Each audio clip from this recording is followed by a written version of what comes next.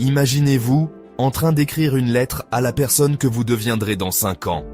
Prenez un instant pour vous projeter dans ce rôle, celui de quelqu'un qui observe le monde, parfois à distance, se demandant si la bonne direction existe vraiment, ou si vous êtes simplement spectateur de la vie qui défile. Le doute s'invite souvent, vous faisant questionner votre chemin. Les réseaux sociaux rappellent sans cesse ce qui semble manquer, éclipsant la joie de vos petits progrès. Imaginez que, dans 5 ans, vous ayez trouvé quelques réponses, ou appris à vivre avec les questions.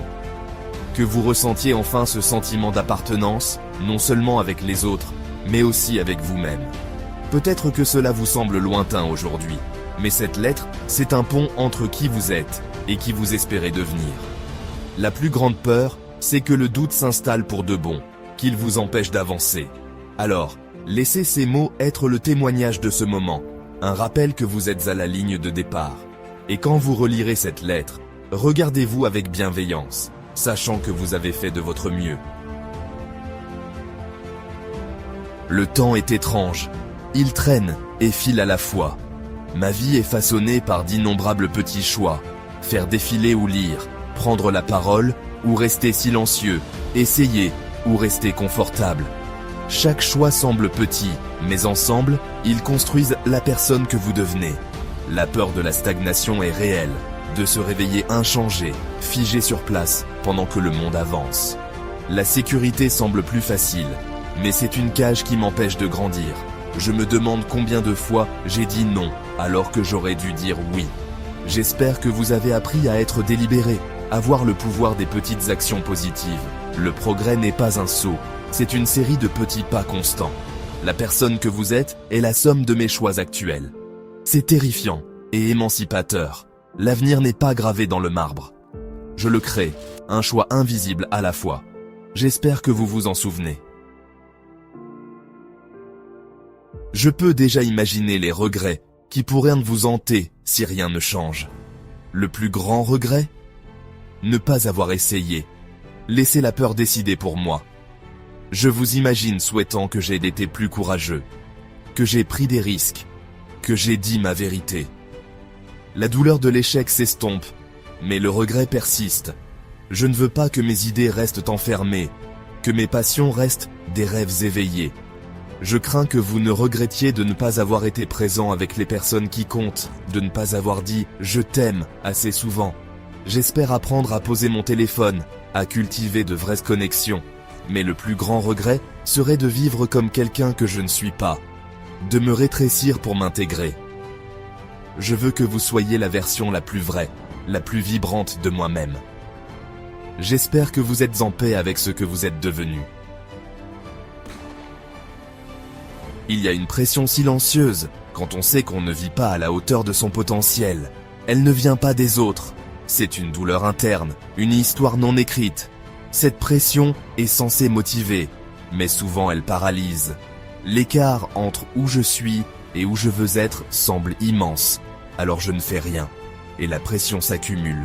Le confort devient résignation, pas paix. Dans les moments calmes, la vie que je ne vis pas semble douloureusement réelle. La seule chose qui me retient est ma propre peur et mon inertie. Je veux que vous sachiez que je ressens cette pression et je ne l'ignore pas. J'espère que vous avez appris à la transformer en carburant.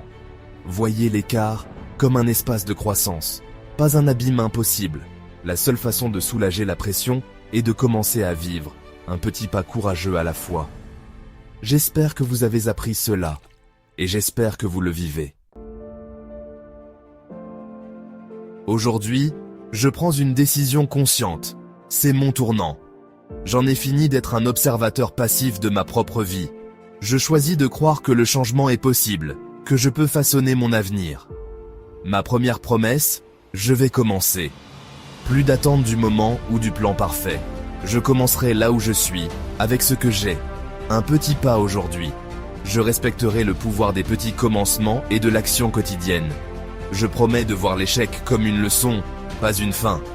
Je me permettrai d'être imparfait, de trébucher et d'être bienveillant envers moi-même.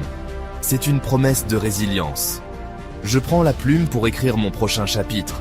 Vous, mon futur moi, vivez dans ce chapitre. Je promets d'en faire une histoire qui vaille la peine d'être lue.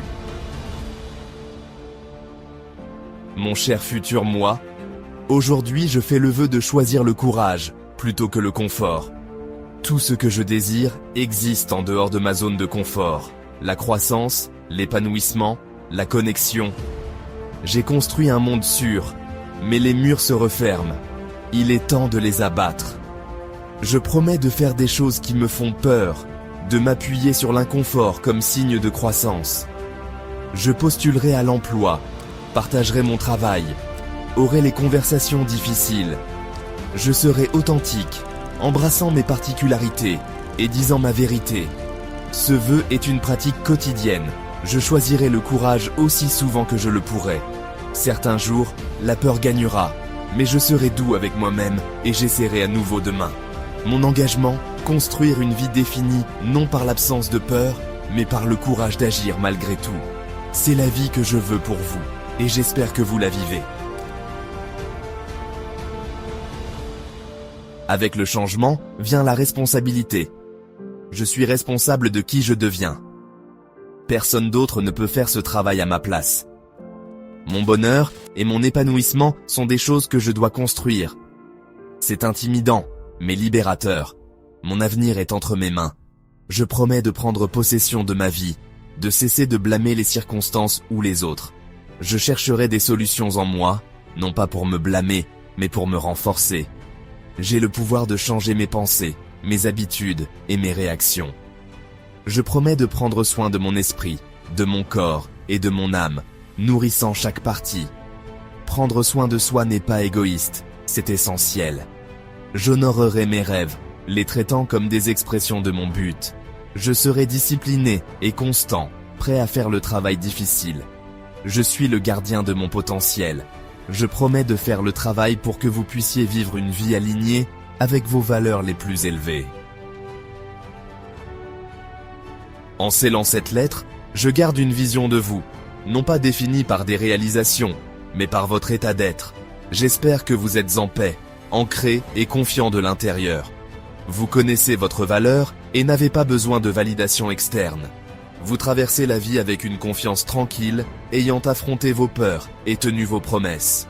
Vous êtes gentil et compatissant envers les autres et envers vous-même. Vous avez appris à me pardonner mes doutes. Vous trouvez de la joie dans les choses simples et du contentement dans le présent. Vous avez un but, mais vous n'êtes pas rigide, ouvert au détour de la vie.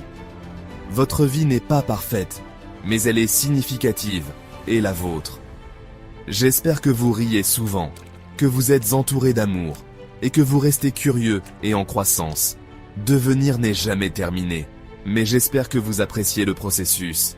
J'espère que vous regardez en arrière avec gratitude, non pas pour la perfection, mais pour le courage de commencer. Cette lettre n'est pas seulement pour mon futur moi, c'est une invitation pour vous. Si mes peurs et mes espoirs résonnent, sachez que vous n'êtes pas seul. Ces sentiments sont des signes universels que vous êtes prêt à grandir. La question n'est pas de savoir si vous ressentez de la peur, mais ce que vous allez en faire. Écrivez votre propre lettre à votre futur moi, soyez honnête, soyez vulnérable. Utilisez-la comme un outil de réflexion et d'intention. Ne vous arrêtez pas là. Partagez votre engagement de la manière qui vous semble juste. Les promesses publiques créent de la responsabilité et inspirent les autres. Votre déclaration pourrait déclencher le changement chez quelqu'un d'autre. Engageons-nous ensemble à devenir qui nous espérons être. L'avenir n'est pas quelque chose qui nous arrive, c'est quelque chose que nous créons. Votre histoire attend d'être écrite. Prenez votre plume. Commencez.